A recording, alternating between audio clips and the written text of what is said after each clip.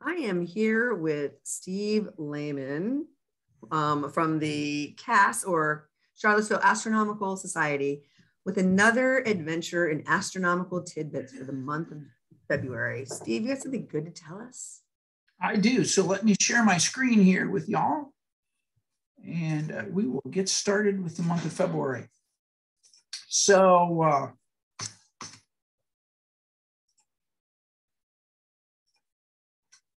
here we go, on to the month of February. So as we are heading into the spring, all of the action is going to be in the morning sky. The new moon has passed already. Today's the 3rd. The new moon was Monday evening.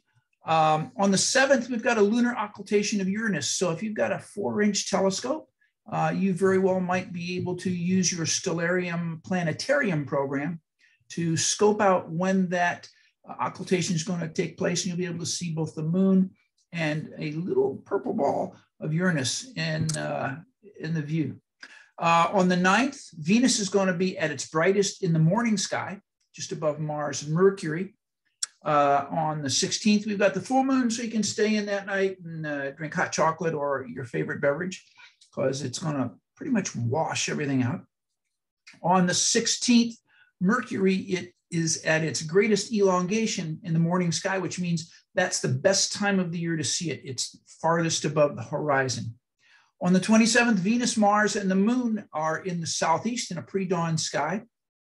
And on the 29th, we've got Mars and a crescent moon in the pre-dawn sky. And I've got that date incorrect there. So moving on, this is what generally the sky is going to look like through most of the month. This is an image of the evening of the 15th.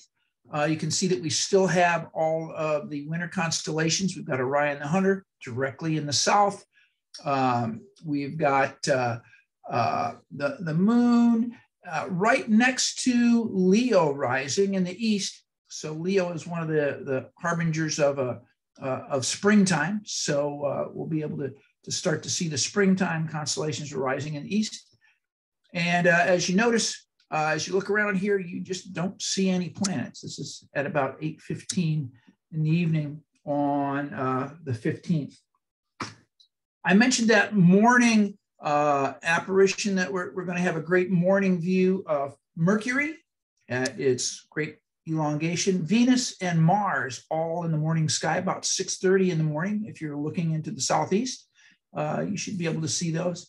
You should be able to pick out Mars and certainly Mercury in a small telescope, and Venus will be quite obvious. It will be the brightest object right before the sun comes up.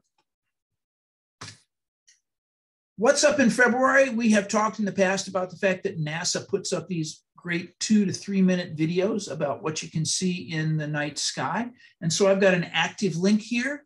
If you click on this or copy this link into your browser, or just search NASA What's Up February 2022, you'll get a review of the entire month. And that'll cover pretty much everything that we've already talked about, plus a couple of other extra things. So I try and feature a website most months. And if you are a person who's interested in doing citizen science, this website will be of interest to you. It's called theglobeatnight.org. And at the bottom, if you take a look, you can see what the map, or actually an image of the United States looks like, or North America looks like from space. This is an amazing amount of light pollution. And the purpose of Globe at Night is to track the growth of light pollution so that folks in various areas have some ammunition when they want to work on remediation. So if you go to this website, there is a great little video that talks about the program. And on one of the other pages, there is a constellation every month that you can look at during the dates that they show you here. The January 24th through February 2nd observations passed already, but our next observation opportunity for northern constellations is going to be February 22nd to March 3rd. And what they're going to do is ask you to take a look at Orion in the night sky and count the stars that you can see. And there are details above this page on their website that tell you how to go about that and allow you to download a little sheet that will walk you through and allow you to keep your observations. And you can do this throughout the year. It basically happens a chunk of each month throughout the year. And they are simply trying to track, again, that growth of light pollution, not only in the United States, but everywhere around the world. So a fun kind of citizen science opportunity for folks.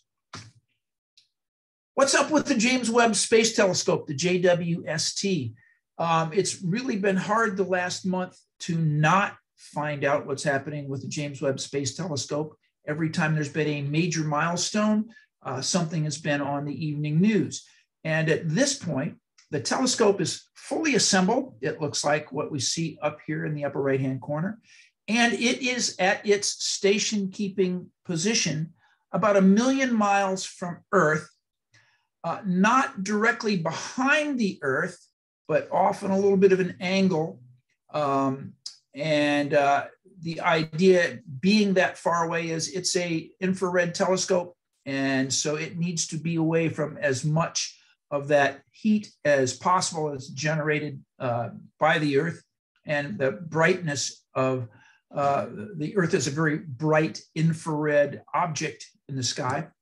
You can see this really super duper sunshade right here that helps to block pretty much all of the sunshine that might be reaching that, so that the telescope can supercool itself and do great infrared astronomy. So I've got 2 links here. One talks about the James Webb Space Telescope reaching its station-keeping place. And it doesn't just sit stationary, it orbits a certain spot in the sky so that it can focus in slightly different areas and also make sure that it stays in proper positioning with the Earth and the Moon. This second link that I've got here talks about how they're going to align the 18 beryllium-covered mirrors here on the telescope. These were one of the big engineering feats to get these things to pop out in space. Everything worked exactly the way it was supposed to, and now they have to align each one of these 18 mirrors so that the surface is exactly at the right flatness or curvature, the right curvature, so that it can receive the information and beam it through the secondary and to the instruments that are actually behind the telescope. So the James Webb has probably 4 major science goals, and I've listed those down here at the bottom of the page.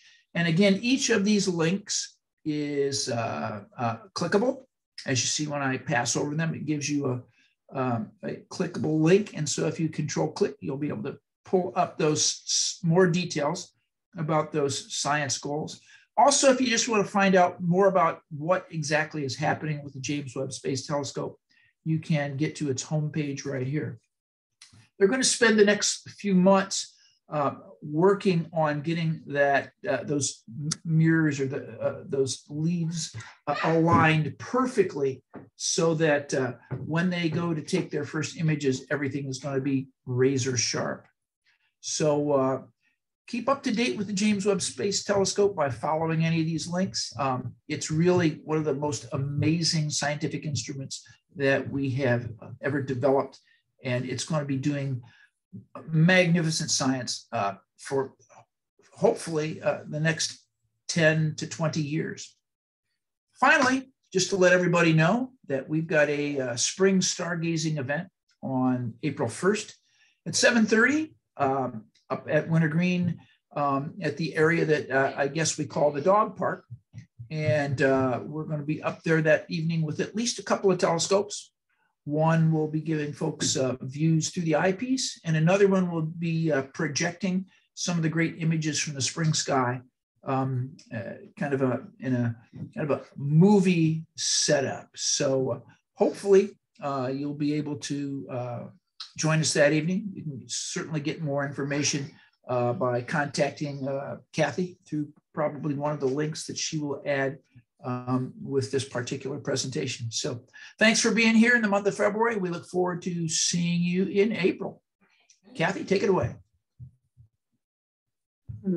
Okay, I will. I was just sitting back and relaxing with all of that. So I wanted to ask a question about the Webb telescope. Was that originally helped designed by students? No, the design actually back in the 90s. I'm sure some students at some point had something to do with it, but the number of engineers and astronomers involved in this project probably reaches into the thousands. It's been in concept and development and production and finally in launch since, I'm not sure the exact date, but I would probably guess it goes back as far as the late 1990s. Well, I understand that when in preparing to retire Hubble, that they wanted to come up with a more in-depth telescope. And I vaguely remember that it was supposed to be something like a Galileo type of like flying machine was one of the original thoughts. But I was reading that NASA was looking for students to, I guess, maybe work on like understanding the design through STEM, and that this actually was a multi-country project, right? So including Canada. Right, Canada for sure. And I believe one of the instruments also an ESA instrument for sure. There are 4 main instruments, and pretty much any large project that NASA does these days is a multinational project. Right. I thought it was nice to see that they are incorporating this into the schools and having students maybe try to come up with a similar design when it all came out or something. But that was amazing. That I did not know how much that went into the project as you were talking about. Yeah, so go ahead.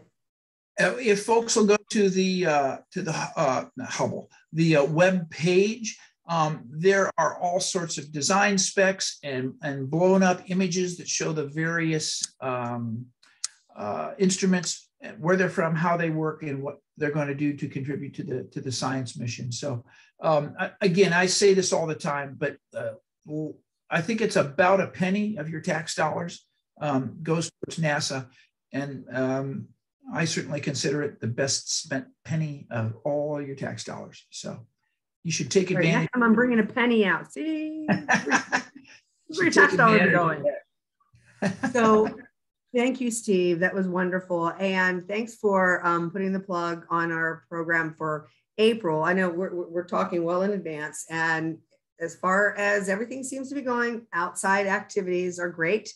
And yep, yes, they will have the directions and the address to the overlook, which is literally behind the Wintergreen Spa. So you could go look at stars and then go have a spa afterwards on the mountain. But yeah, we will have that available for everybody in April. So kudos for that. Thanks, Steve, for another astronomical tidbit. Great. We'll see you next month.